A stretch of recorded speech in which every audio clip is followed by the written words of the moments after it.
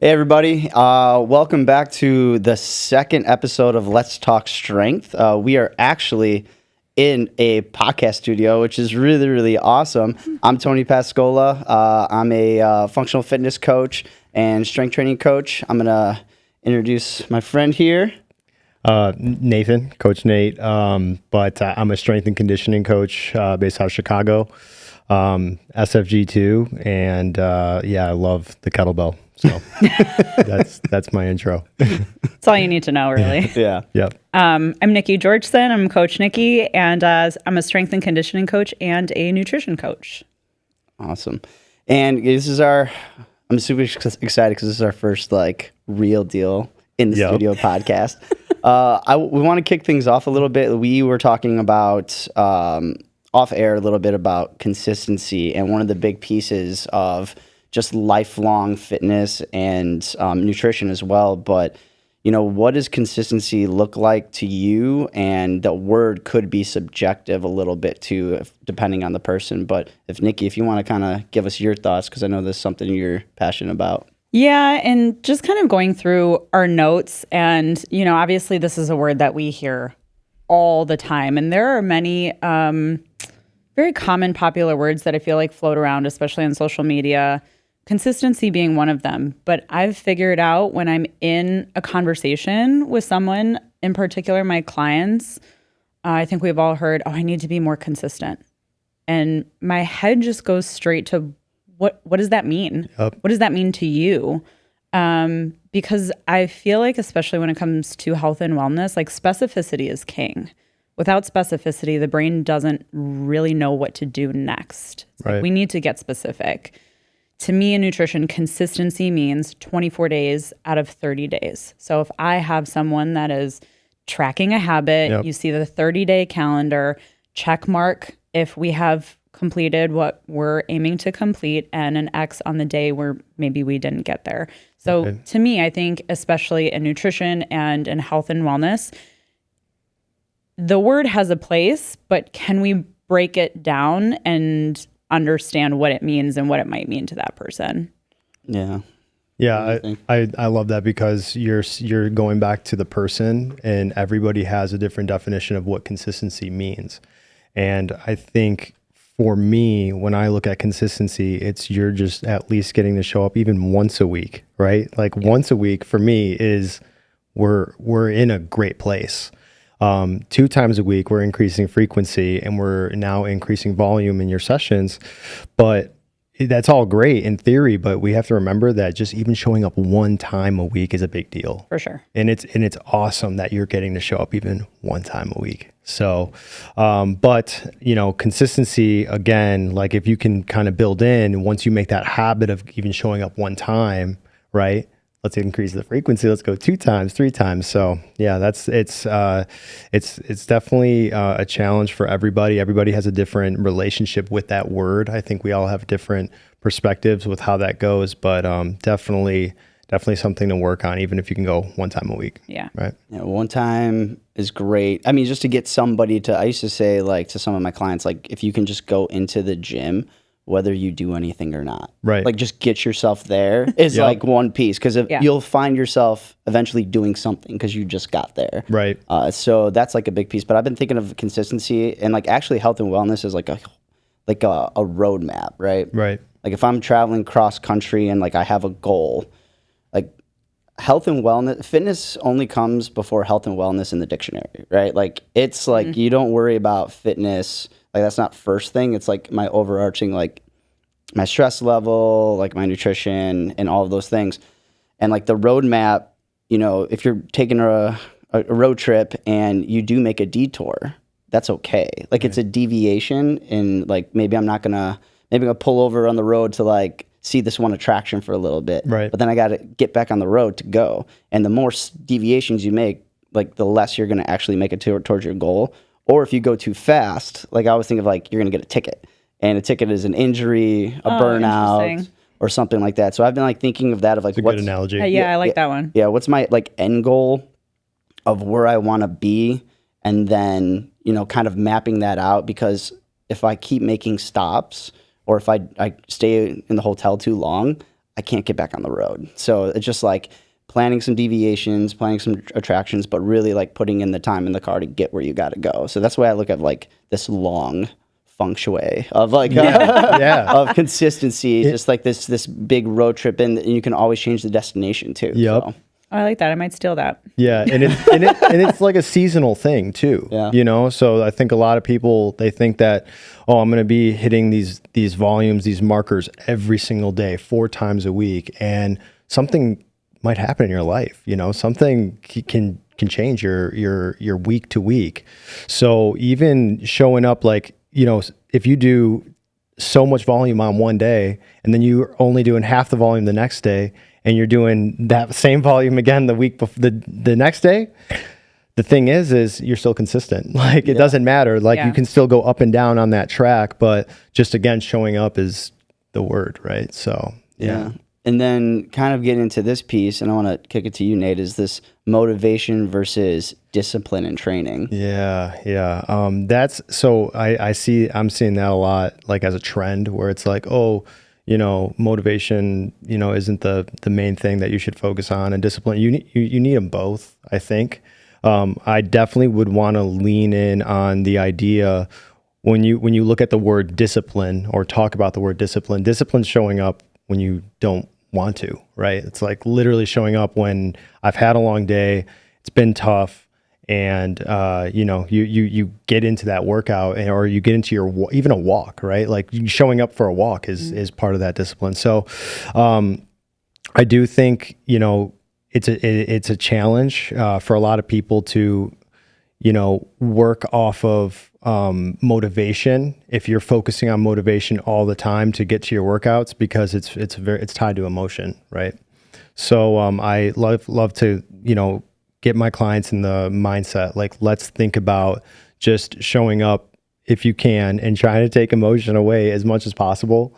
And, you know, even if you have to do half the workout for that day, you know, you're showing the discipline, right? So it's just, I guess, the approach. I think like trying to get a David Goggins speech every day before you go into the gym. I didn't want to go there. Yeah, if I'm trying my best to maneuver. You know. Yeah. Once you got to get there before your workout, like I can see like hyping yourself up for a specific thing, but like if you have He's your man. I mean, I didn't want to get there, right? So I don't know, like you kind of fall in that. Let's go there. Yeah, I mean, but you know, I think like just discipline versus motivation is just that emotion versus like you're actually in the habit and you've created the habit, and that's so important. It's so important for a lot of people.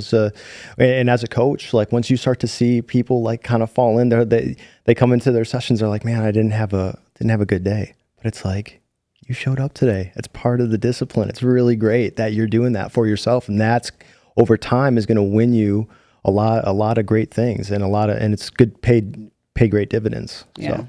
What about you, Nikki? Yeah. You know, it's funny because I just had this conversation recently with a client, because she was voicing that sometimes she struggles because she bases her decisions too much off of her emotions. She's very far to the left of, she allows her emotions to determine what she does and what she doesn't do when it comes to showing up, right, you know, for her health and wellness. And she goes, Nikki, I admire it because you're just so disciplined. I'm like, I just don't feel that that's the right word though, because discipline does have that connotation of showing up when you don't want to. Yep. But I don't really have that a whole lot.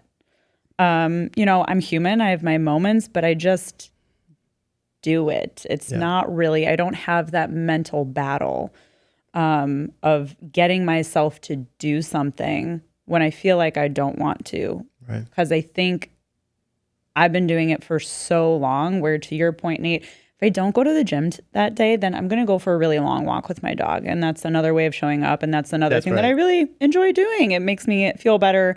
Body, mind, spirit. Same thing with food. Sometimes I love to meal prep every single meal for the entire week, and other times, you know, sometimes I'll use my quicker, you know, tools in my tool belt, and I won't do that, but it happens no matter what. So in my mind, motivation and discipline are not like words in my mental vocabulary. If I sleep well, eat well, and my stress is at a manageable place, then it's pretty seamless for me to show up on some level to do those things. I think clients and just people in general, if they see like fitness professionals, the assumption will be, oh, they're hanging and banging at 5 a.m. and really getting after it. I don't know if you guys can contest to this, but I know when I started, like, because I have a full-time job and I train on the outside, and I was going to the gyms 3-4 days a week to train people, maybe sometimes in the morning before I had to go to work. I'm like, I work out less now than I've ever done before. Yes. And people have the assumption that we work out all the time. I love that you just said that. I really appreciate it. And honestly, it's true. Yeah. It's true. I feel that right now, actually. And in many times throughout my career. But the other word that I appreciate for coaches, and I don't know about you guys, but a lot of my job, I like to think that we all lead by example. And that's a part of educating others. So a lot of why I do the things that I do is because I have integrity, right? And I think I never really knew what that meant when it was maybe on, the wall at a gym and their core values. But as I get more and more into this career, to me, that is why I do what I do, because I have integrity and I want to maintain that integrity and honor that integrity as a coach and as I'm coaching others. Yeah, integrity, doing the things that you're supposed to, or the expectation to when nobody's looking. Yeah. And speaking of inspirational quotes, I know you have one on your wall. Yes. What does it say again? It says you are, basically, in short, it's like you are your greatest project, right? Yeah. And it's so important to think that, again, life, like how you brought up the roadmap, it's a roadmap, and it's going to go in different fluctuations. You're going to go ups and downs. You're going to hit different points. But again, like, that journey is just the most important thing. It's the most important thing. It's just to think about this whole thing as a fun project, right? And you yourself, let it be fun. Let it be a fun thing. So yeah, we'll cue in the music. Life is a Highway. Yeah. Time. or Nickelback. Or Nickelback. We need Nickelback. You remind me of okay. So going into this next piece is, I'll kick it to you, Nikki, of training for functional strength versus aesthetics, because I know this is a hot topic. Yeah. Where to start? Yeah. Yeah. Okay. So I think that I think the three of us are really like-minded in the functional strength world, right? And that's why I love watching what you guys do, the way that you coach your clients, the way that you coach yourselves, because we are very like-minded in that way. And strength is fun to us. Like, functional strength is super fun. And my business, and now and forever, will be about performance, right? How well you can perform something in terms of strength. Aesthetics has become a different animal to me since doing nutrition coaching. And the thing is what I've discovered with working with lots of people, both men and women, and of all ages, I have now categorized aesthetic goals as being advanced, because I think a lot of people have trouble doing the basics and doing them well. So first and foremost, like, I want to put someone's focus on their functional strength, like putting focus there first and foremost in terms of training, figuring out what they like to do, what they're good at, where they want to take their training, what kind of things do they want to accomplish. Like, going there first, getting their mind actually off of aesthetics and just like putting your head down and enjoying the strength ride, if that makes sense. But I just don't think aesthetics are going to happen without talking about nutrition. It just, to me, it just will not. No matter how many times a week people train. I've had lots of people train 6 or 7 times a week and train them for years, and their body composition actually doesn't change at all. They get stronger, they move well, they move tremendously better, their mobility gets better. So many wonderful things that we know that comes with functional strength training, but body comp very easily cannot budge without acknowledging their stress, sleep, or their nutrition easily. Yeah, you can't outrun a bad diet, and you can't outlift your fork. That's a Vinny Tortorich quote. That's a Vinny Tortorich quote. Wait, I've never heard that before. Oh yeah, you can't outrun a bad diet. I love that. I use that one. Can't outlift your fork. We just always steal each other's things. Wait, that's awesome. Yeah, that one's great. I agree, and I think it's this. We look at social media, we look at magazines, we look at all of these things. We look at the 90s movies of Sylvester Stallone, you know, oh man, I mean, I want to be Rocky 3 shredded. I want to be Brad Pitt, Fight Club. That's a lot of work, a lot of sacrifice. You mentioned advanced. That is advanced. It is. And some of those things aren't sustainable. Like, you can't run your body fat that low and try to maintain that for a long period of time without any breakdown. And we need to get away. Like, the function you mentioned too is like, functional fitness is, am I able to do the things in life? Like, can I put the suitcase on the flight, you know, upper deck kind of thing? Can I, you know, pick up my kids, grandkids, whatever? So can I do my job? Like, to me, that's functional fitness. Like, I'm preparing for whatever life throws at me. But the aesthetics is like, everybody's chasing that. Everybody works way too hard at that. Yep.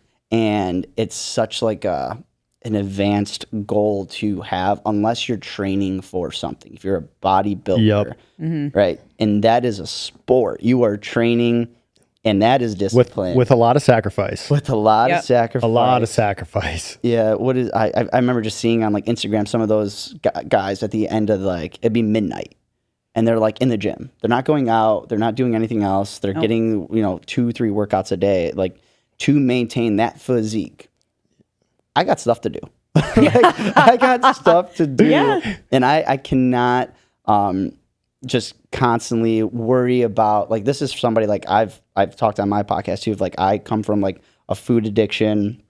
I would just like, we've had conversation too on a podcast of like, I would yo-yo and from wrestling and other things, like, drive my calorie intake down, drive the fat intake down, and look great for a little while, but then I would yo-yo back because I can't sustain it. But I finally found a place where, like, I'm eating like whole foods, nutrition, like, I'm unapologetically like carnivorous. Like, that's just, for me, has worked a lot and fixed a lot of health problems. But any clients that come to me, because if they come to you for strength training, they're going to ask you some like nutrition questions. Absolutely. I'm like, just eat real food. Like, eat real food, something that's like bioavailable, nutrient dense, and satiating. If you can check those boxes, you're in a good spot. You're better off than most 90% of the world. Like, you know, if you're eating out of the packages and eating out every day and not even real food, you're really not going to go anywhere. And like, like you said, you got people training all the time, and they still, body comp has not changed at all.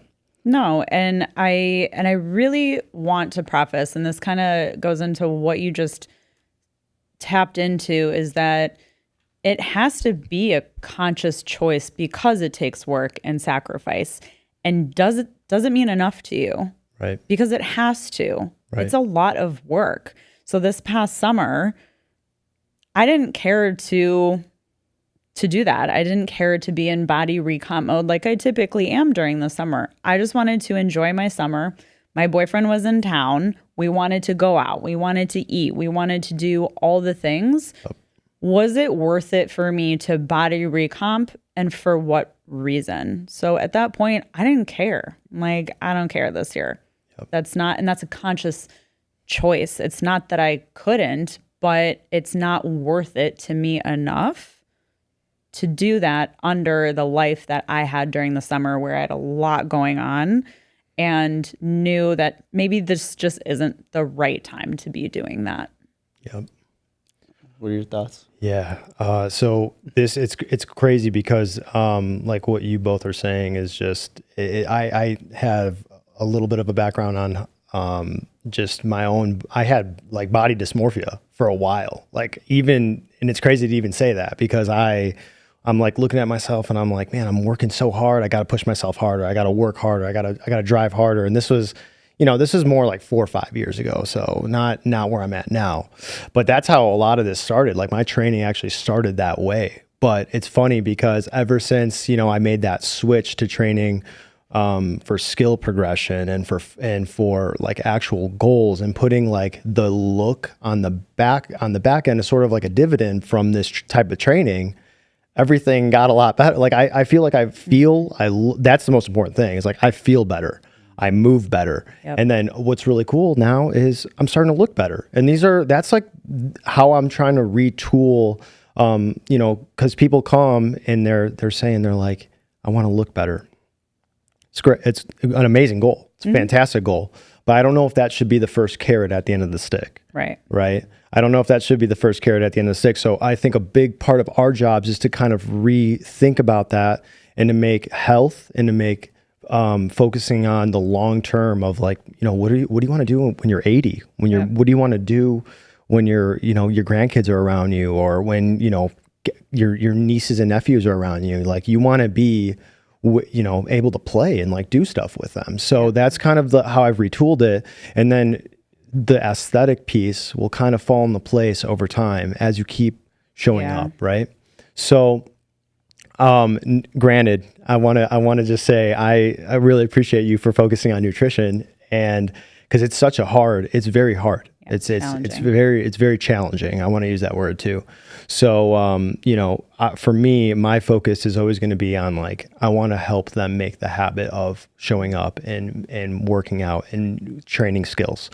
But, I just want to say, on that journey and helping people on that front, it can be quite challenging, right? Yep. So, but yeah. Yeah, I think we have to look as like looking better. It's just a byproduct of a lifestyle. That's it. That's just a byproduct. You have to live it. Yeah. That's it. You have to live it. Yeah. And getting into one of our favorite topics, kettlebells. Yay. Yes. My safe place. Let's go. The safe place, yeah. I think for all the topics we've covered, to get to this point of, people starting out, one of the things that I put on some of the questions we wanted to cover was like, for beginners, like, where do you start? Like, how many bells do you get? Because that's always a question that I get. I don't know if you guys have kind of like just like a stock answer for like most people, or it kind of depends on the client. Like, do I get one bell? Do I get two bells? Do I get double matching bells? Nate, go for it, man. I'll go for it.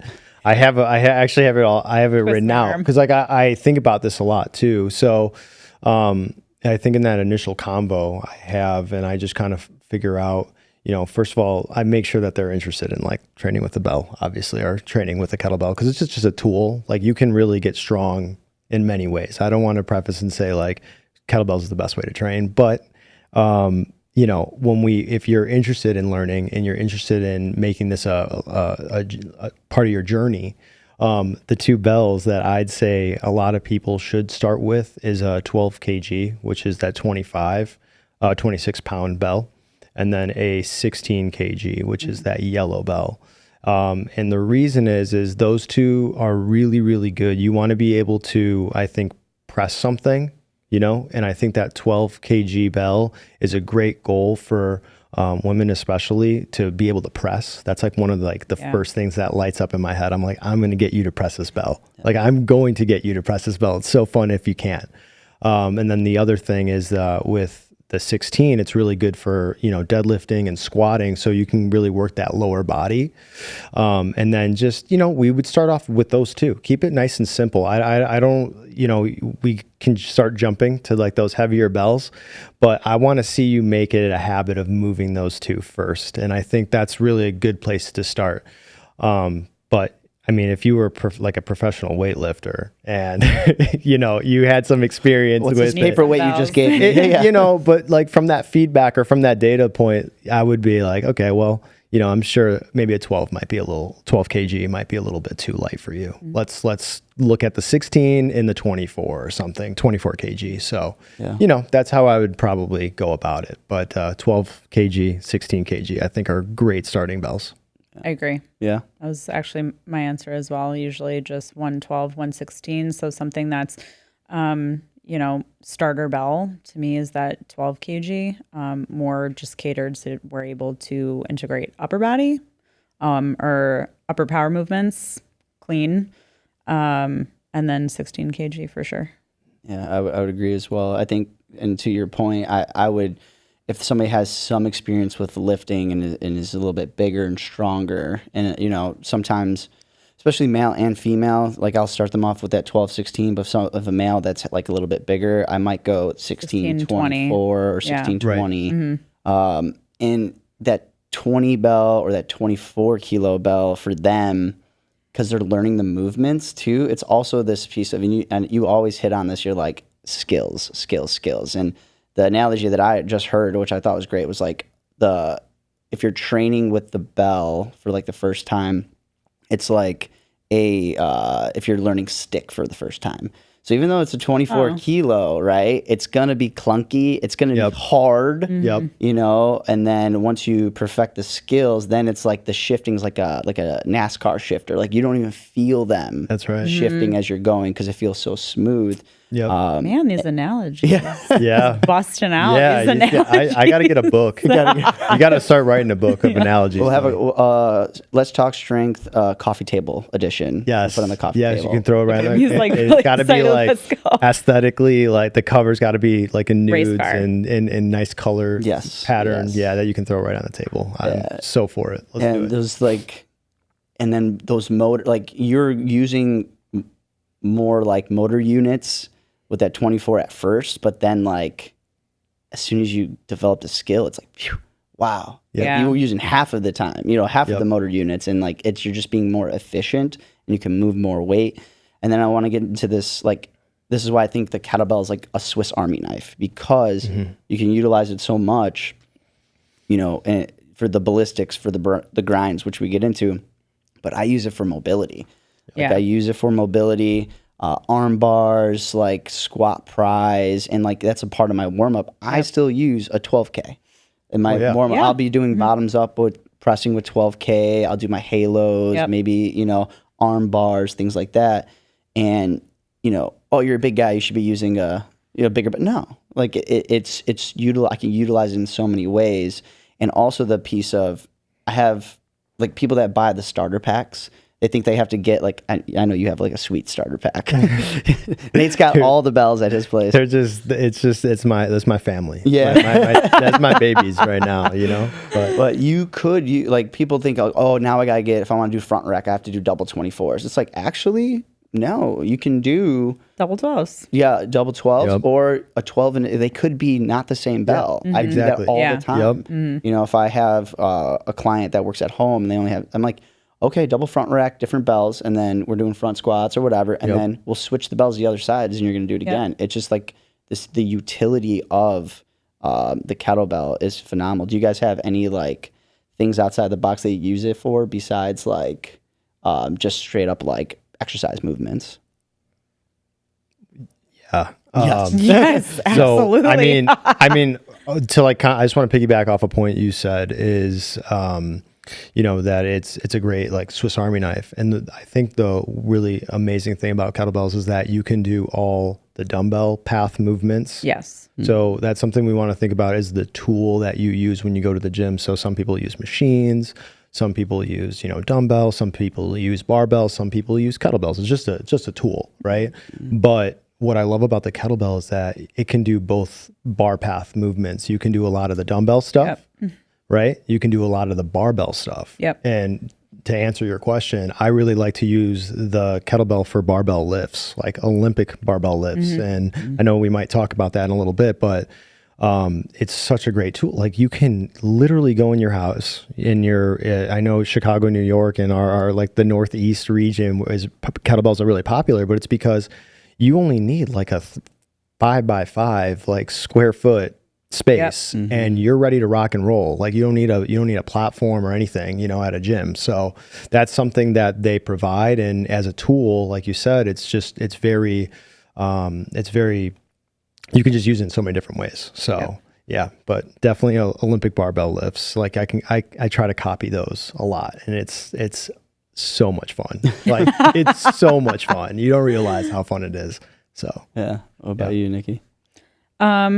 I mean, piggybacking off of Nate, I feel like they can check every box even for someone who does use the trap bar and does barbell work and all those different kinds of things. I mean, I feel like everything can and will transfer over, right?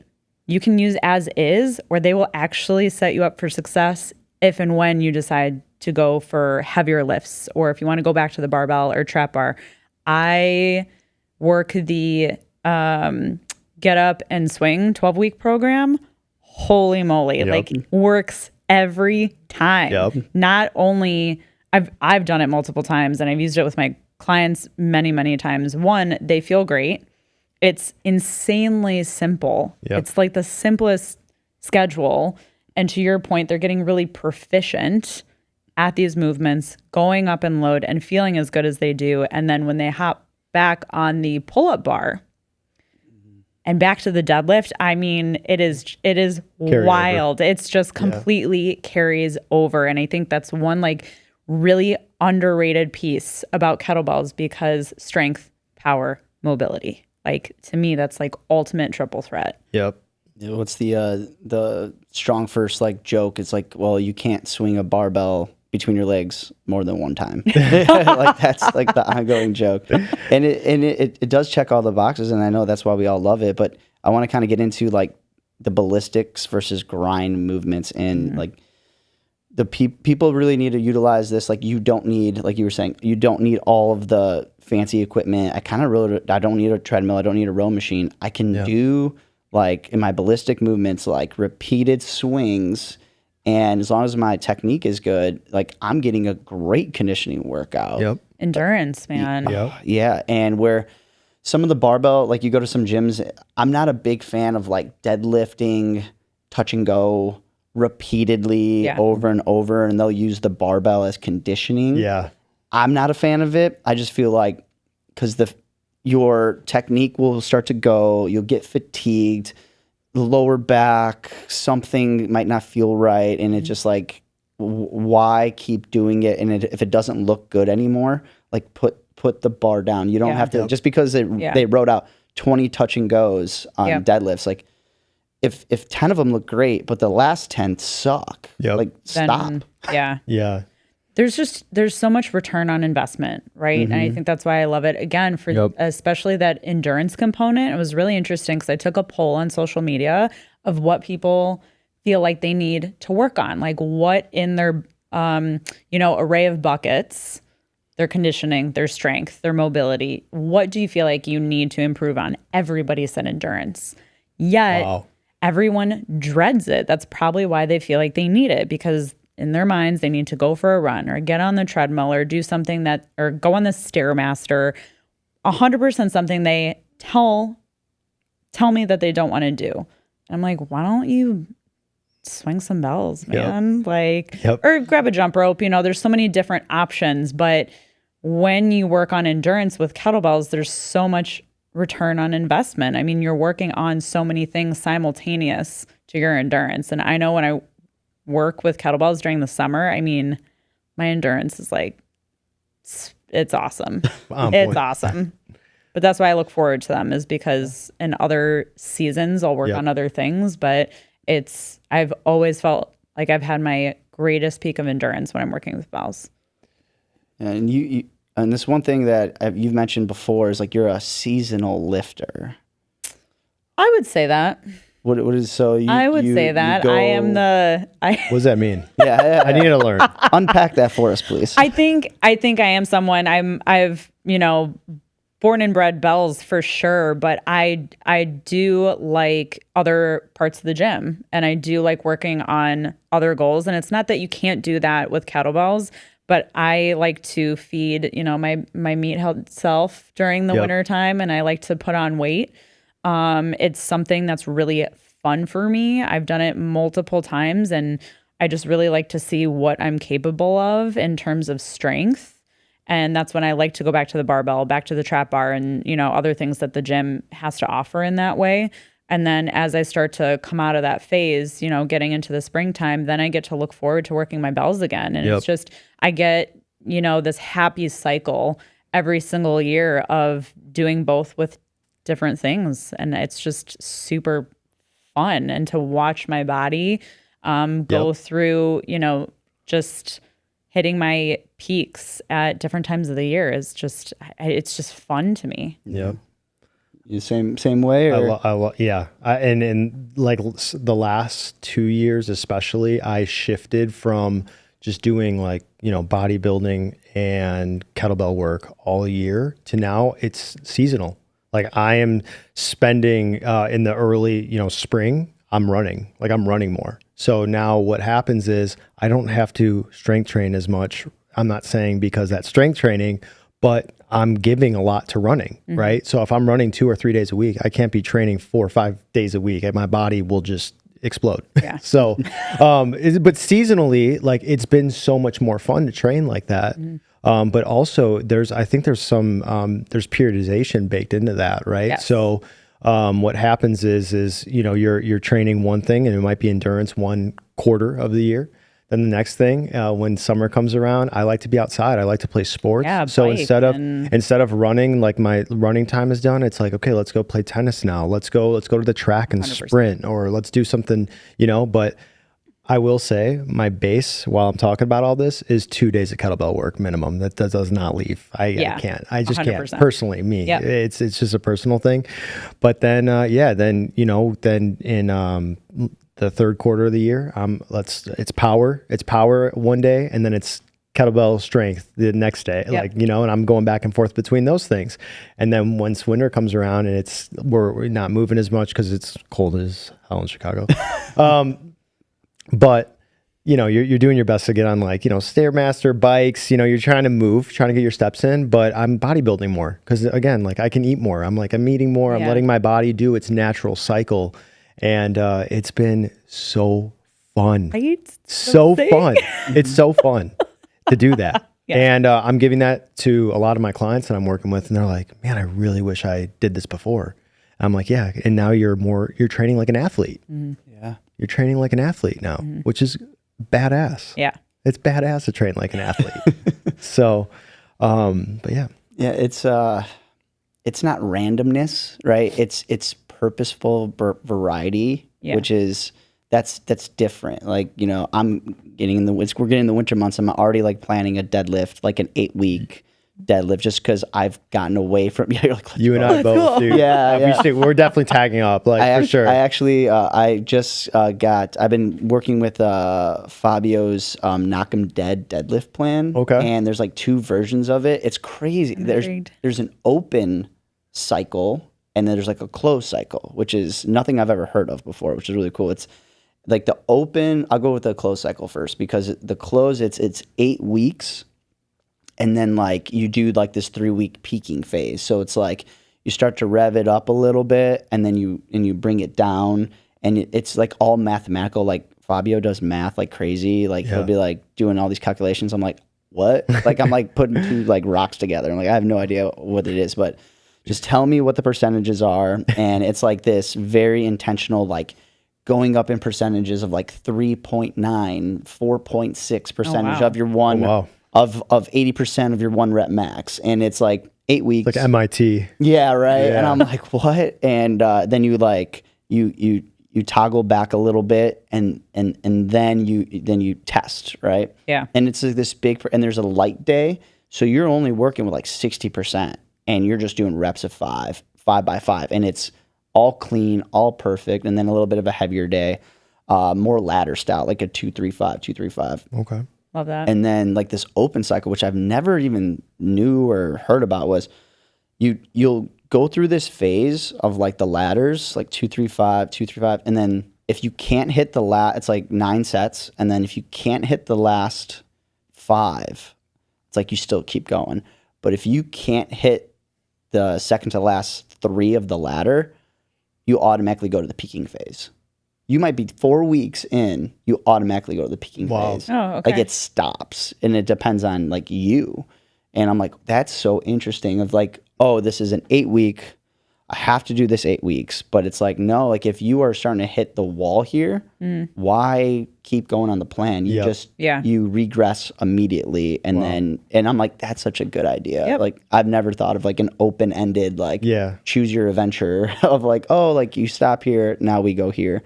which is good. But it's like that purposeful variety. It puts like a stopgap there, though, and it's also like you have a coach watching you, essentially, right? Yeah. And it's like a if statement, like, okay, if I hit this, I'm gonna do this. Then that's great. That's awesome. And we talked about the kettlebell and how it's the Swiss Army knife, but also finding the gaps with kettlebells. Do you feel like there's any gaps in kettlebell training? I do. Go for it. Yeah. I think that there's difficulty. It's not impossible to train chest with kettlebells, but you definitely need something to like put on your back, or if you lay on your back, you're not going to get like full range of motion on like chest presses, stuff like that.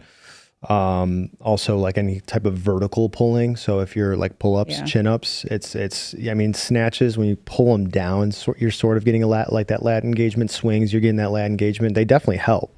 But like if I were to isolate, the pull-up or the chin-up, and if I have, some of my, any of my clients that have never hit a pull-up before, I'm not going to throw them on a strict kettlebell program, right? So that's something that you want to think about, is maybe like vertical pulls and horizontal pushes. I feel like the kettlebell does a really good job of everything around it. Yeah. And you can kind of get in multiplanar stuff too. So, but those are like the two big glaring weaknesses. I'd agree. Yeah. So I don't know if you guys have any others that maybe I'm missing. Yeah. I'm curious. Nikki, any? No, those are the main two. I mean, floor press is golden, but to your point, unless you have a bench, you're not going to full range. I would say those are the main two. I see people like laying on kettlebells sometimes too, like they're big bells. Oh, okay. I also see that for like incline presses. I see people use, people have BOSUs at their house. Yeah. I'm actually thinking about buying a bench press this winter and just kind of playing around with it. I see there's a big kettlebell Instagram person, Everyday by Dre. He's got like he busts out his bench, and like you can just get like chest presses in that way with your bells. And you don't even need that heavy bells. You just maybe 235s and get your chest pumping. Yeah, and the bell sits offset, right? And that's like different because if you use dumbbells, the center of even mass is inside of your hand versus offset with a kettlebell, and it's definitely more challenging. Without a doubt. Like a 60, I was like, I'm gonna grab 260s. I literally like almost passed out. I was like, this is not linear, right? It's not a linear thing. I see some people. I was about to say you should probably tack off. Yeah, no, 100%. That's just the ego right there, for sure. Just the ego. I would agree with the bar. I mean, I enjoy barbell back squatting, and I was always a barbell or a kettlebell front rack front squats, and I'm like, and it's cool because like you have to hold the weight, and like you're gonna have to like, you can lace your fingers, as like I say that's like putting on a weight belt almost, when you lace your fingers when it's in front rack versus holding them like separately. And it's really hard. But then it's just like sometimes I like loading the bar up and like really working on my barbell back squat, and because it's different. And it's something that I like, again, the deadlift, because I can't deadlift the same weight with the kettlebell. Like it'll check all the boxes until it doesn't. And like if I really want to be pulling heavy, which I guess me and Nate will be doing this winter, and maybe Nikki as well. Yeah. And we'll have to do a session. Like we'll make it happen. So there are the holes, there are the gaps of the kettlebell, but if it's just, I was looking at it like if you just need a tool at your home and you don't have to drive anywhere. That's the thing, is like you don't have to drive an hour to the gym. You don't have to like do all this thing. So like that, like the bang for the buck of the bell or a few bells at your house outweighs so many other things of like these other tools. Sure. Absolutely. I've also found myself walking into the gym and I just end up grabbing kettlebell. I'm like, why am I here? I mean, environment, sure, but I will find myself literally going to the gym multiple times a week, and I just end up trekking. You get the gym buff when you go to the gym. Like when I go to the gym, people are like, Nate, you have the full thing at the house. I'm like, well, you're around people. It's like the environment. Yeah, there is a difference for sure. It's really, you get a little gym buff. You get to go up like 3-4% in strength just from being around people. Because people are watching. You're like, people are watching. I kind of got to demonstrate a little bit here. That's it. No, it's one thing I wanted to say about just just in general with the kettlebell and having it at the house is just, and I don't think we talk about it enough, is just you're improving your environment so much by just having the weight around, that it lessens the amount of excuses and of saying like, I can't get to the gym today, or making the time. And I think that's something that I've noticed with the kettlebell especially, is that it's attracting a lot of people who may not have a lot of time in their day, right? A lot of professionals and busy parents and, college kids, literally, you can get and knock out 4 birds with 1 stone with a simple kettlebell workout. And I think that's super awesome. And that's why I really love it. And it's so cool. Like once people actually start using it, you're just getting all these dividends start paying. They just start paying into your body. And that's something that I think about all the time. Yeah. I looked at literally yesterday was, as I wanted to work out in the morning, couldn't get it in. I taught all classes. I had 1 block off just to check emails. I had a coach after school, and literally I was like, I didn't get my workout in. I wanted to do something today. I literally warmed up a little bit, and I looked at the clock. I'm going to do 10 snatches on my left, 10 on my right, give myself 30, 40 seconds to recover and do that 5 times. Right. It's okay. I got 100 snatches in 5 minutes and some change. I'm good. I'm good right then and there. Yeah. Yeah. It pays it puts something in the bucket, for everyone. And I think that's what it does a really, really good job at. That's what I think it excels at, actually. So can't put the barbell in the apartment, right? Or in the condo. Maybe.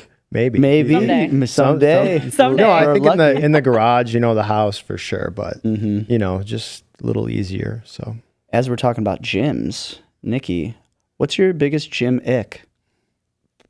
I have to pick just one. Oh, you could pick 2. No, I'm just kidding. Man,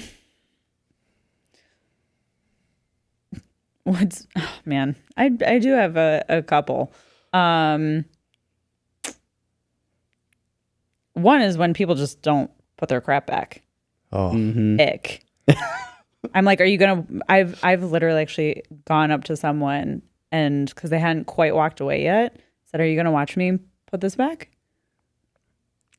It's like, what? What are you doing? Yeah. What do you think you're doing? It was like a 70-pound dumbbell. You're gonna watch me put this back? I'm like, ick. That's a big ick for me, is when people don't put their stuff back. That's more of just like a common courtesy sort of thing. A lot of people ask me like, oh my God, what do you do when you're in a gym? I'm like, I don't really pay attention to other people in the gym. I'm like, that's their body, their business. Yep. I'm not here to work. I'm here to work out. So I don't pay as much attention as probably people think that I do. What about you? I think just, so there's 2, and this is probably completely my fault, but going at, peak time, it's just, it's like almost it's like nightmare fuel. Yeah. Honestly. It's just, it's tough because you go and it's like bananas. Just people are going everywhere. So that's partly my fault. But the other one is definitely when somebody's just texting, like someone's texting or in a space, in an area, and they're just, I get it, but it's a common space, right? Like we all want to get some time in this area, so it's definitely my ick. So yeah. You'll see me. I mean, you'll definitely see me with the camera out, like filming myself. And I think about everybody around me, but I won't be like texting in a spot, waiting and like owning this space, for texting. So that's my ick. So I think when people drop weights or drop kettlebells but for no reason. Like, it's not like they failed the lift and they had a bail. That's okay. I get that. A bail's okay. A bail's okay. But like when you clinging stuff, or like literally you're done with your, your military presses with dumbbells, and then you just basically throw them on the floor just to make a noise so everybody can look at you, just to be like, I don't know what people think. Like that, they're like, oh wow, that guy is so strong, or whoever's so strong. Like, I'm like, dick. like, dude, and plus I hate when people drop kettlebells, especially. And I tell people all the time, like clients and stuff, I'm like, hey man, you got to respect the bell a little bit, you know, because if it does land in a weird spot, if it lands on the handle, it can go any different way. Like it could go so many different ways. It travels. Yeah. And don't think it won't. Yeah. And it's just like you want to make sure like you protecting yourself, but like people around you too. Yeah. So it's like the unnecessary of like throwing things around or making unnecessary noise. That's my ick. I hate that. And also like not wiping down stuff when you're done, because that's a big ick too. Oh man. And then this is an ick for, I know this is an ick for other people. It's not an ick for me. I exclusively, as much as I can, I train barefoot all the time. Barefoot is my always barefoot. Wow. I deadlift barefoot, squat heavy barefoot. I think it's an advantage for me, and like especially if I'm deadlifting, like you can just lock and rock your feet in and just grip the floor. And like if I'm squatting, like I can splay my feet out and I can push my big toe in the floor and like get that little extra. But I just know some people. So, Tony, explain that though a little bit, like about pushing the floor. Yeah. Why would you even want to do that, right? So funny you asked. Like Weird. once you set your feet into the floor and you splay your toes, to me, it's like it is just the extra foundation that you have that you can build upon and literally create so much more force against. I always think of like my deadlift and my squat, like the bar isn't really moving as much as I'm pushing the floor down, especially on my deadlift. Like I'm just pretending the bar stays still and I push the entire building down.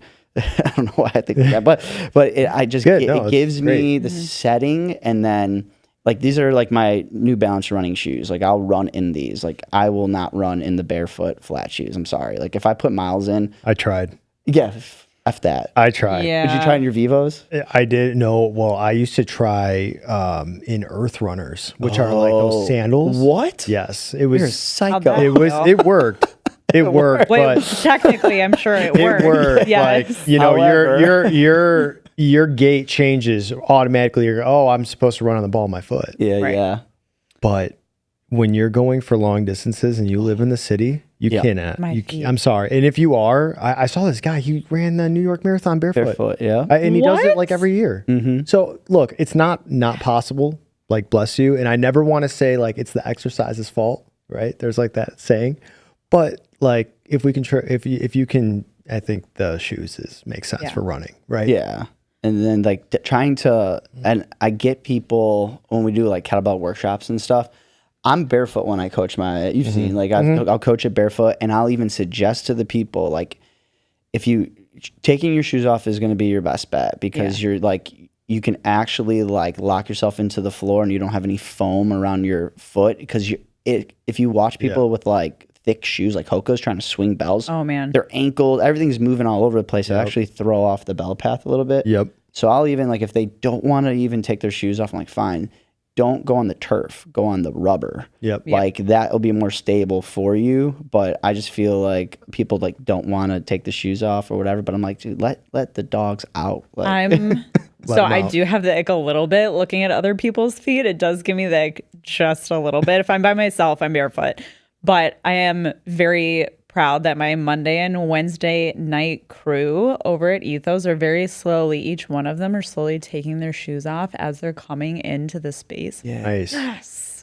Mm-hmm. Right? Just kind of, reminding them if we're doing certain movements like you deadlift or squatting 100%, but any unilateral movement where they already struggle to balance and stabilize. And then I see them with this big archy, running shoe. I'm like, shoes off, gang. Yeah. Because that's not going to help you in any way here. To your point, can't be, utilizing your toes, much less with, kettlebell dynamic movement. So very proud that they're slowly, taking off their shoes for that kind of stuff. And then I can see Nate throw that foot up there. You got the flux. I got the flux on with the wide toe box. Yeah, the wide toe box. I mean, it was actually kind of crazy because I don't. Last like 2 years, I started wearing stuff with foam. I started because I need it. Like I was getting to a point where personally, look, I know everybody has their own thing, but personally, I was like, I want to start protecting my knees a bit more with like walking. It's like walking and running, right? Like my cardio stuff when I'm trying to get my steps in. But I love these Flux. Yeah. They're amazing. I like my wife that. has like Flux, 3 of them. Sponsor us. I wish. But the adapts are really great. I have the adapts, they're which are the amazing. flat ones of those. They're phenomenal. They're like the Vans, right? Yep. Yeah, The like sort of it's a little style. bit.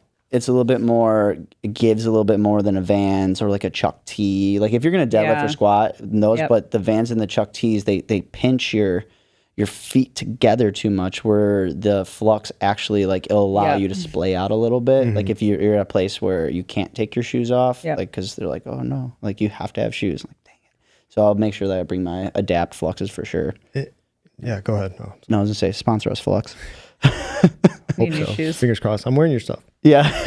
And then I wanted to talk about Nate, like I've seen it, we've both seen it on like Instagram, all your posting of like, you've added a lot of like explosive movements versus like typically people that are like the strong first, like they'll have that, but it's like swing, get up, very like lots of tension and a lot of like just those like deep 6 movements, but you're adding a lot to your programming. How's that been? Yeah, so I am adding, but I am keeping at the same time. So Brett Jones, I listened to your last podcast with Brett, and he said something really cool that I absolutely love, and I'm going to steal it, but it's because we love you and we appreciate your work. But he said that, you want to stay doing something consistently, but then if you want to modify, just add a little something to it. And that's been my add a little, because I've always, like my friends and family know me, but I've always had like a coordination issue, like with my movement. Like my coordination has not always been great. It's honestly like I'm athletic, but there's definitely a curve there. So I had to practice it. And then like a lot of those plyometric drills, those jumps, skips, like, I'll add those in. And once I started practicing them, I started trying them. I'm like, man, I'm not good at these. And I need to get better at these. And what they just helped my coordination so much. Now my bell lifts are like so much better. It sharpens you up, that's my best way I can explain it. But I am not like stopping to do, I don't stop doing my basics. I do my basics every week. And I obviously have my deload weeks and stuff, but, and I'm not doing a lot of it. Because, like with plyometrics, I don't know if there are people out there doing them 4 or 5 days a week, bless your soul. But they're very high intensity, right? You have to be careful with like how much your body has to be ready to take on that force. It's a lot of force. When you're jumping with your body, it's times gravity. So we're talking acceleration, you're talking multiples of load landing into these joints, right? So you have to be careful with how you bring that in. But I started slow, built up that capacity. I'm doing like plyometric training and powerlifting, that type of thing, like once a week, twice a week, maybe if I'm feeling ballsy, but if I'm feeling good. But I'm straight like sticking to like the basics, like 2 to 3 days a week. That's most of my time. Yeah. Did you program explosive? All the time. Yep. So I'm actually opposite you. That's typically where I thrive is those movements. I don't know why they make sense to me. Yeah. I was really good. I'm more of a low and lateral type mover. So anything vertical is challenging for me. But my favorite thing to give my clients are lateral skips.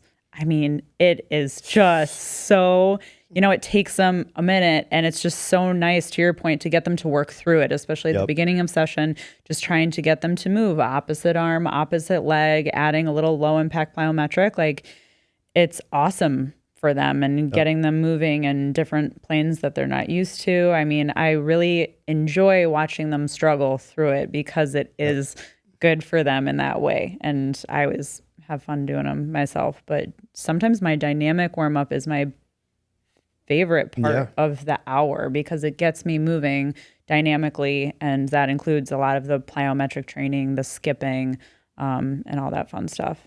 With that, the lateral skipping, when I have big teams come into the weight room or we'll train, I'll throw that in some of the days, and we'll do forward skips, we'll do like we call it like, the scoops and some of the Frankensteins and whatever, all that stuff. But then we're like, all right, we're going to see who the real athletes are in here today.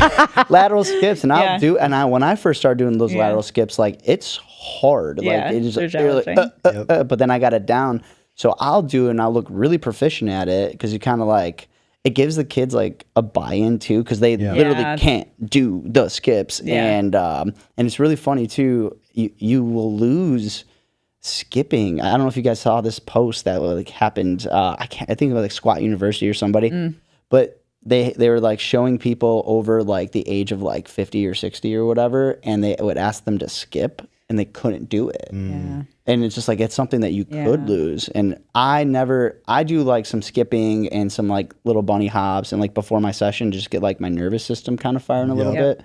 But I don't do enough explosive jumping at all. And I feel like I've just started to get back into like box jumping, and not a lot, like you said. I'm not going to do it every single day. And I'm not trying to, like, my vertical is 3 sheets of paper. Like it's not great. Yeah, it's not that great. Mine's like honestly not that good. But my tuck jump is good. Like I like that tuck jump. That's something that has gotten a lot better. But no, I can't vert. Like if you see me, I think I can like smack the bottom of a net of a basketball. I was about to say, I could smack the backboard. I'd be like, yeah, you got hops, man. No. I wish. And then speaking of overdoing it, we all are in the realm of, or we're not all like so good at what we do, we'll never get injured. And then like including our clients, like how do you guys either help your clients through injury or yourself? Like what is your like mental process through injury? I know we talked a little bit before on the walk over here, if you want to start us off. I mean, I just had a very humbling experience because I got injured for the very first time. I made it 32 years injury free. Wow. Which, not bad. Not bad. And I was an athlete when I was younger, so part of me was that mindset of just like, once I knew it was muscular, I'm like, we're going to be okay. Could be so much worse. The pain was just astronomical. It was, and what was interesting, it wasn't from training. It was from excessive sitting, I think. And it was an array of things. So we couldn't find the culprit. There's not always one culprit. There was definitely something happening back there where my C-spine and T-spine meet. And could have been high stress, sitting in my bed. And it decided to lock up and spasm on me to the point where I could not move. And this was just a week and a half ago. And it was so humbling. And the first thing I can tell people is have a network. Have a network of people that you can go to and that you trust. I mean, I cannot emphasize that enough. I'm lucky that I had someone in the gym, to see me that very day, because I don't know what I would have done if I didn't. And I never want to be in a position where I'm like, scared. I didn't know what was going on. I couldn't move and I had nowhere to go. And there's like no worse feeling than that. So like, I hope you have a coach. I have someone that you can refer to that can even refer you to someone else, because that's a very vulnerable place to be. I don't think I've ever felt so vulnerable coming off of her table, feeling the way that I was feeling. I mean, I was in tears. Wow. Because I just felt so helpless and so debilitated. So the one thing, to your point, like trying, and this is my thing, and I might be going down a whole different path here, but, it sounds so good to people to train like an athlete. And the first thing to me, training like an athlete or training athletes, number one is safety. Yep. We lead with safety. And when people, not everybody obviously, but when I have clients that are by definition maybe overdoing it, it's not safe, right? It's just not the greatest idea because we don't have a recovery bucket. What are our recovery systems? Are they in place? Are we taking days off? Like, part of injury prevention is understanding recovery, what it is, why it's important, and why it's there for us. Because the one thing that we don't want to have happen is get injured. And so if you are on top of your recovery system, your risk lowers by a lot. Yep. And let me tell you, it was not fun being injured. Oh. And I was lucky. I'm very lucky that there's no long-term effects, no surgery, no nothing. It was just a really series of unfortunate events. So I cannot imagine what it's like, being injured and needing, more care than I needed. We talk about strength has a greater purpose all the time. And luckily you've built up like this building blocks of your body where if you do get injured and you need to take some time off, like you've done a lot of the work to like still consistently be strong, but also like because you've strength trained, you have like this also like mental fortitude of like, okay, this is where I'm at. I'm injured. I have to like crawl back step by step and just go through the very process. Slowly. Yeah. Like your body's the boss at that point. And I know a lot of people struggle trying to mind over matter things. Yeah. And I'm like, we got to knock that off. Right. Like we got to really knock that off because it's just, you have to surrender sometimes. So it's understanding to your point of like, my body's trying to tell me something. So if you're not listening, you're going to make it worse. And so it's developing really that relationship of when you're injured. So who said this? I think it might have been my practitioner. Pain is the outcome of something that's been happening for a while. Yep. So if you're not paying attention to your pain, that's like your body's way of saying we didn't know what else to do. Yeah, it's a so we're going to let you know. Right. So it really is like you have to really pay attention. Yeah. I'm in the same boat. We were like, I just did SFG2 not even that long ago, and one of the things is you have to press the 40 kilo, which congrats by the way. Yeah, Congrats. SFG2 baby. Thank you. Yeah, awesome. Thank you. And you have to, for my body weight, I had to press the 40 kilo, and I didn't even really. My press was good, and I really didn't have to train it. Like I can do it going into it, and that I was also just always strong in the press. Like it wasn't a thing for me, and then I couldn't.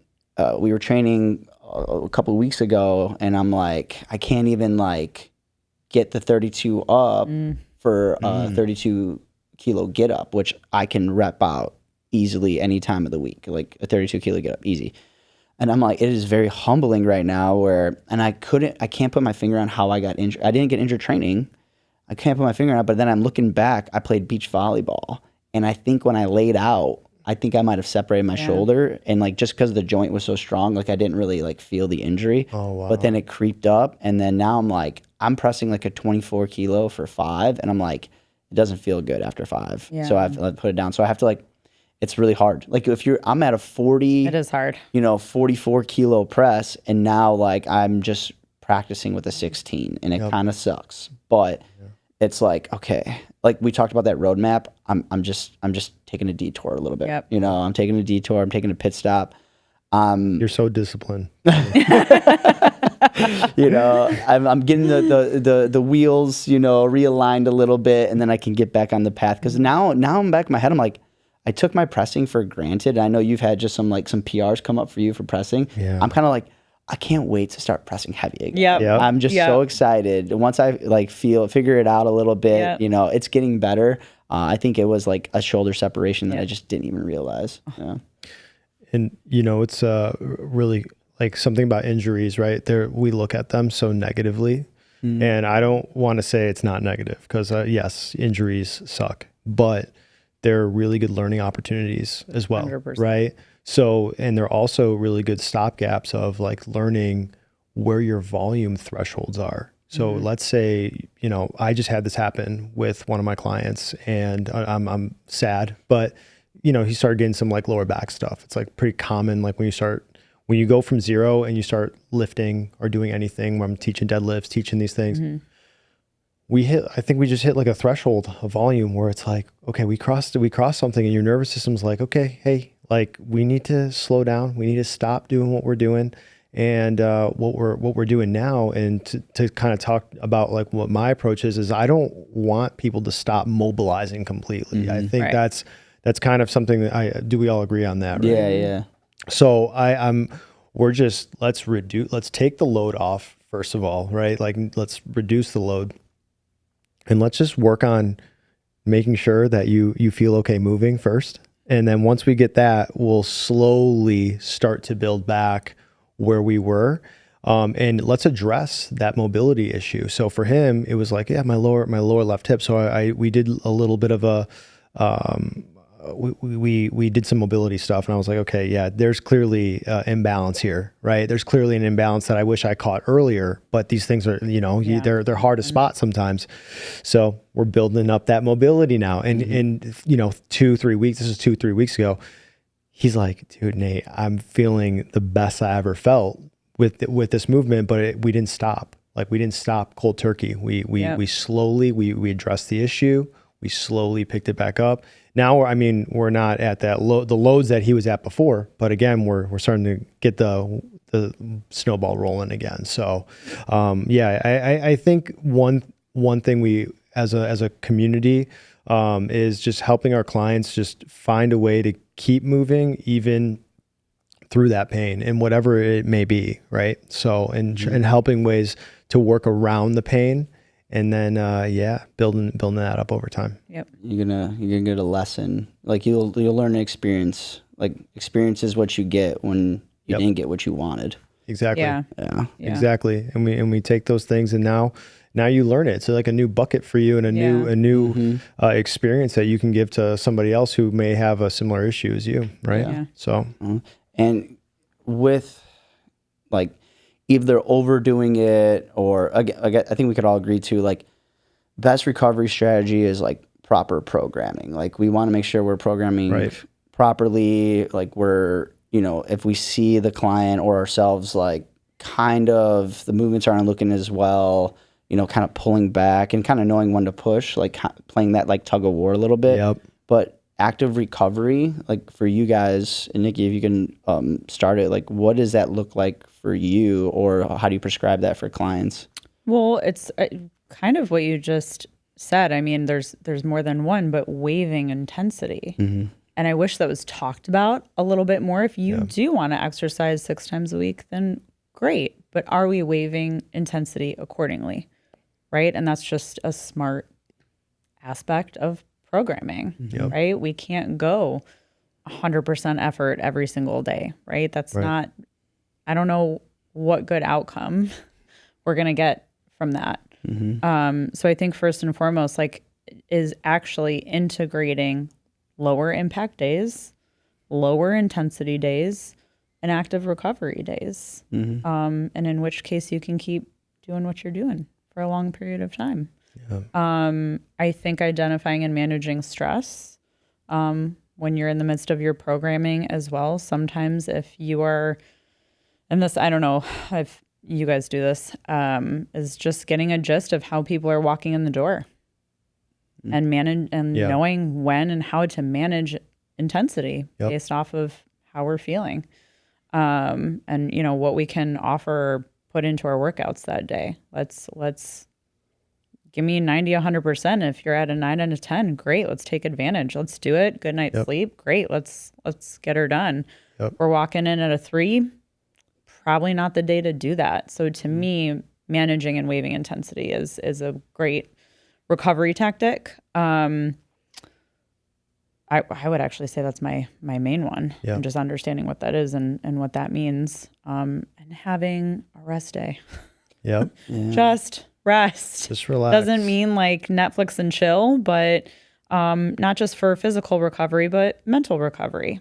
And I mean, that's another thing I'd love to get into. I think that's another thing that's not very talked about is mental and physical usually coincide with each other. So everyone, we have saunas, we have cold plunges, we have all sorts of things to, help recover in terms of that physical aspect. But where's the mental part of this? And how does your nervous system, your central nervous system play into this in terms of recovery or injury prevention? Yeah, I think stress is like a huge piece of it. Like your nutrition, your stress, your hydration, all those things. I know sometimes my workouts are my stress relief. But sometimes if I'm stressed out and I don't want to go to the gym, like I don't want to I'm just not in the headspace to oh, I'm going to crush this today. It's I kind of don't even want to do that. And I got to be okay with that. Like walking, to me, I used to be because I would love to go and clip 4 miles, 6 miles or whatever, but then I'd be banged up and it just kind of no, that's not the stress reliever that I wanted. Right. But I live closer to the lakefront now, which is great. So now I just put my headphones in and I go for an hour walk. I used to not think that in my head that walking was going to be a great movement tool for me, but it's been when I don't want to train, or I'm away from the kettlebells, or I don't want to hike to the gym or something. I'm just gonna go walking, and it could turn into a light jog. It could turn to stopping at different places. I'm gonna walk to that coffee shop I really want to go to. That's 3 miles or 2 miles away, and I'll put in some movement. And when I get back and I get some sunshine, I'm I feel better. Well, and the one thing I try and, educate, especially in group classes, is I don't know if I'm very curious to know if you guys program your clients this way, but sometimes everyone's different, but I will actually try and get people's higher intensity days at the beginning of the week, because that's when they're most fresh in terms of central nervous system, right? Hopefully they've recovered accordingly during the weekend. We don't always really know. But Monday, Tuesday, Wednesday, I'll kind of tap into those higher intensity days and then start to taper them off Thursday, Friday, Saturday, because the week is hitting them pretty hard. Even starting Wednesday, I'll have people come in Wednesday night and I can kind of feel it, see it, it's starting to happen. And so Friday is, when I try and tell everyone to really identify where they're at towards the end of the week. Yeah. You agree? You have the same? Yeah, absolutely. And I want to just piggyback off of walking, and I just kind of want to talk about it, because I think walking, and I actually want to make a post about it, but I think walking is just, I have a lot of people, hey Nate, what's the best way to get into shape or get back into it? Just walk. Just literally walk. Go for a 20, 30-minute walk. And make that a habit 2 to 3 times a week, And I think that's the best gateway back into making fitness and exercise part of your lifestyle. But there's also so many benefits just from being outside. After most of us are on the screens all day. Most of us statistically in the US are on screens all day. So it's exhausting to sit through that. So get outside, get some fresh air, sunlight. You'd be surprised. I've seen those brain scan pictures of what happens before you go for a walk, and then after you go for a walk, your brain's just lit up. It's just endorphins. So I love that you said that. And some days I won't even train and I'll just go for a walk that. I want to say what Tony said is some days if I'm exhausted and mentally I have a 3 out of 10 day with work or some stress comes up, I'm not going to go and push myself on a high intensity workout. I'm just going to go for a walk. Yep. It's part of that discipline. It's part of that consistency.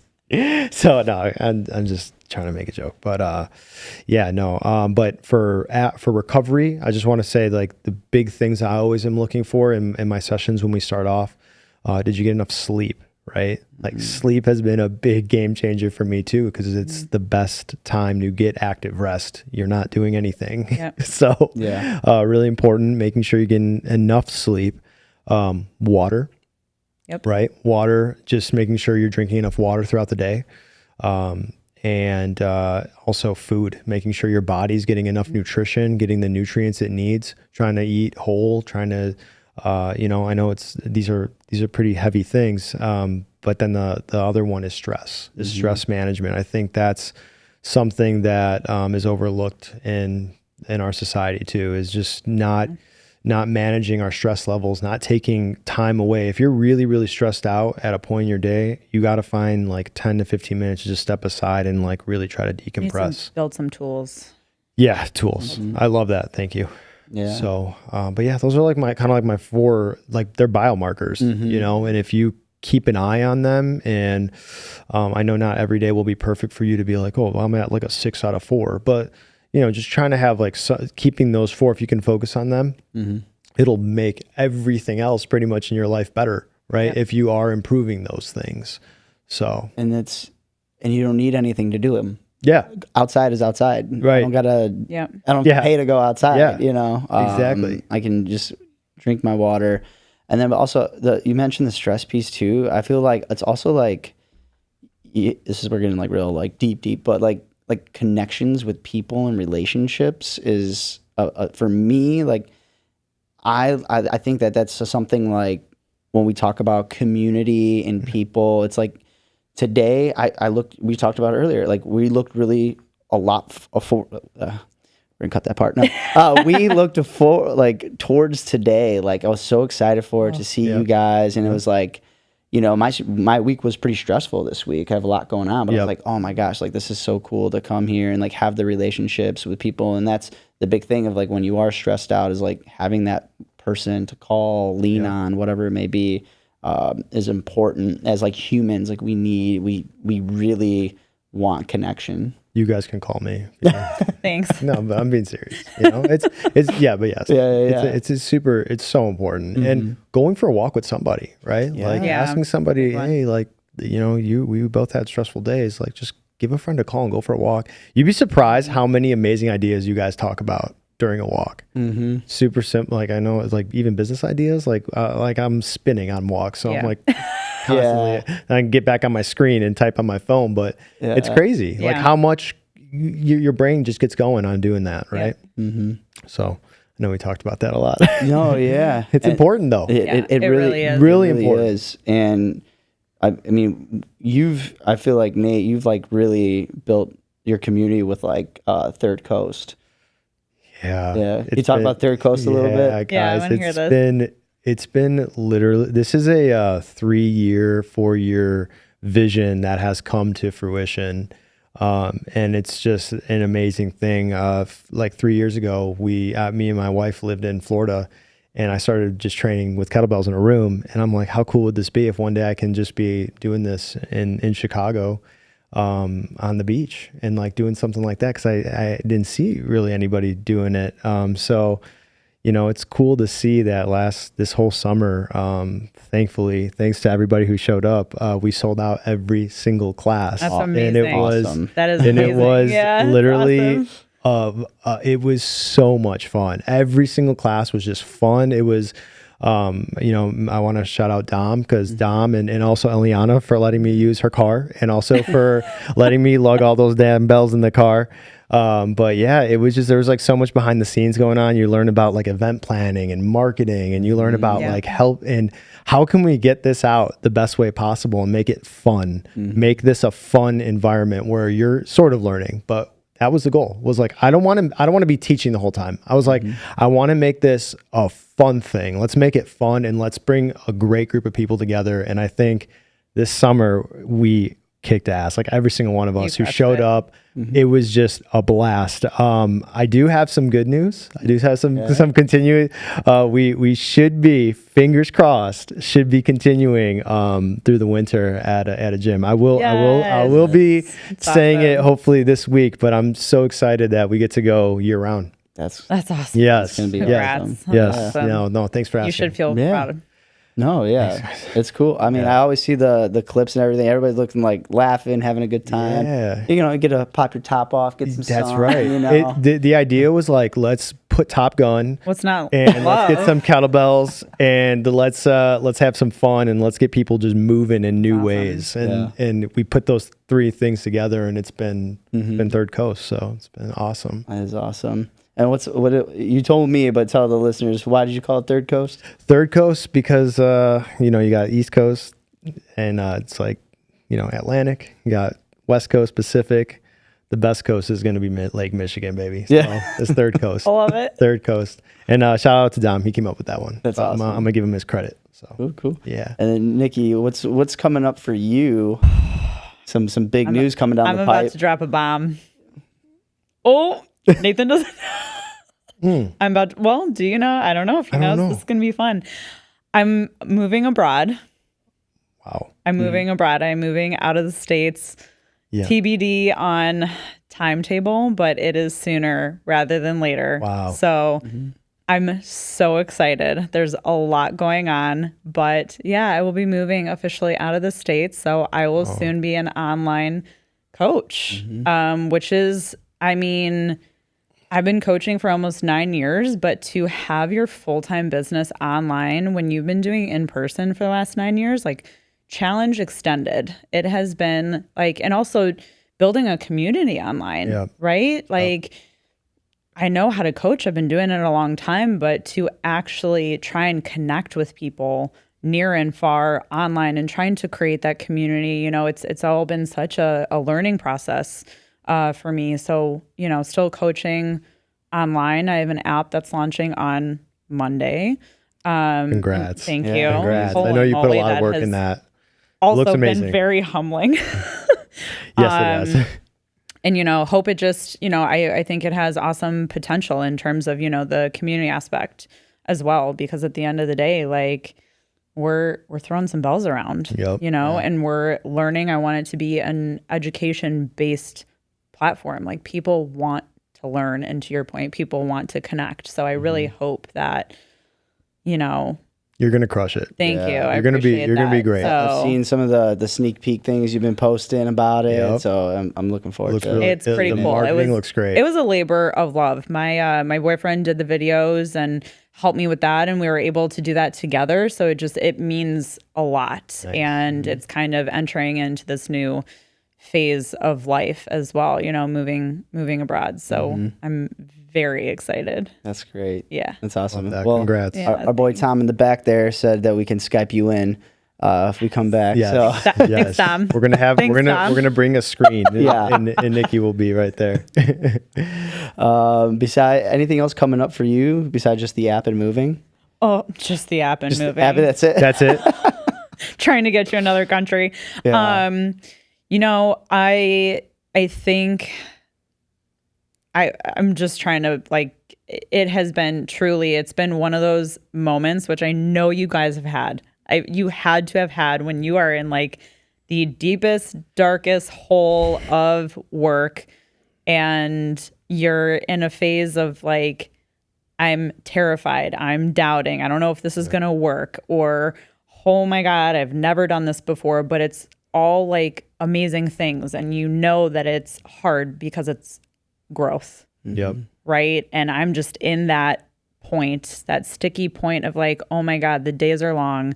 I've had multiple meltdowns, but this is all for something that, I mean, that's greater than I could have ever imagined. Yep. Right. It's just, you're almost high off of it, but it's also so terrifying. The unknown, right? Just the unknown. And like, it is, you know, me, myself, and I all the time. So again, to your point, like calling a friend and going for a walk or doing this podcast, like bringing you back into these conversations that really just remind you of, you know, why we do what we do. Yeah. And if you keep doing that, then all is good in the world. But just trying to land my feet in another country as smoothly as humanly possible. And, you know, continue to build my business. But yeah, so I'll still do custom online programming, coaching, nutrition. I actually have like a full all-inclusive program for people that want that triple threat approach, right? Yeah. That, you know, want the high-level coaching and programming. We do custom nutrition and then recovery as well. And then I'll have the app. Awesome. Very nice. That's great. I know you put a lot of work into it. So and hopefully SFG 2 in Italy. Yeah. You know, you never. That would be crazy. Oh, I've been holding out, you guys. Yeah. I'm like, maybe gonna make it. I'll do make it it in a Italy thing. next That'd year. be awesome. So I've been holding. We gotta out go for that. assist then. Yeah. Dude, I'll apply. Come. Yeah, that's Come. my favorite place. I'd lose my mind. What city is it in? Do you know? No, I gotta double check, but I know they host one in Italy. That's amazing. Maybe I'll just pop over there and for sure do my SFG level 2. What about you, Nate? Besides the Third Coast getting its own indoor space here, anything coming up for you? Yeah, I just you know, I do have online and online training available. I do one-on-one, and I also have an app too. So it's there. It exists. I have to do a way better job of getting it back out there. But it's there. And then also, just sticking to, I want to SFG. I'm going to do SFL next year. So in spring. Oh. I'm really looking forward to. It's really crazy. I have not once had any barbell instruction. So it will change the way you look at a barbell. Yeah. I joked around with Fabio and I talked to him and I was like, within the first 10 minutes of being in the instruction with him, I'm like, I looked at Rock was with us. Eric. E-Rock was with us, and I'm like, dude, I don't know anything about barbell. Yeah. I'm like, this is you learn so much. It's amazing. I'm so excited. That's awesome. It's gonna be a ton of fun. But yeah, just looking forward to that. And just also just an open invite to anybody in Chicago or in the area who's even interested in what we got going on, like with Third Coast, or just even I know we both have like classes. We all have classes going on. And if you guys are just interested in coming, we're not trying to kill you. I have a lot of people like, oh, you're trying to like run me in the ground. No, it's like we're trying to teach you to make this a fun thing. We've had so many people who have not had that any experience. They come in and they're like, wow, I have not had fun exercising. Exercising, and we're having fun exercising. Imagine those two words together, right? So it's been amazing. The Kettlebell does a really great job of doing that, and hopefully we get to see you this winter for some Third Coast events. And I know Tony's got some stuff and Nikki's got some stuff, so hopefully we can see some more people in Chicago. I think the work, to me, like I love teaching bells, and like that's my thing and my passion of like, you've been to the one at Chicago Strength, and it's weird when you say like scared. Like I know the community. I'm not like really affiliated with the community. I just go in there, drop in, and do like sometimes like an open gym. And I said, hey, can I do some kettlebell classes? And they're like, yes. And we just had first timers that like really learned how to like do kettlebell cleans. Oh, that's awesome. And it was like everybody like got it at the end, and then we did a little mini workout. It was fun. Everybody's like high-fiving each other. Nate came to support, which was great. And I think we all like have done our best to like go and support each other. But that's been my new passion is like two workshops a month, one at All Emotion in the West Loop, and then Chicago Strength, the River North. They're so fun. Yeah, it's a great time. It's so fun. I'll have a nutrition workshop at Ethos November 10th.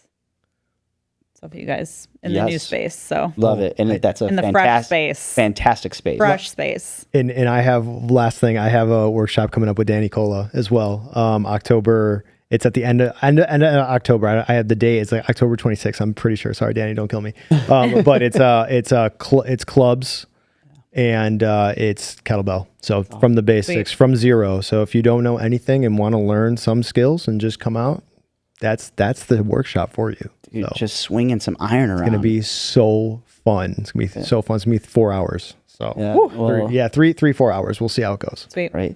Well, thanks for coming. And this is great. I can't wait to do the next one. Tom in the booth, thank you so much for having us. Thank you, Tom. Thanks everybody for listening to Let's Talk Strength.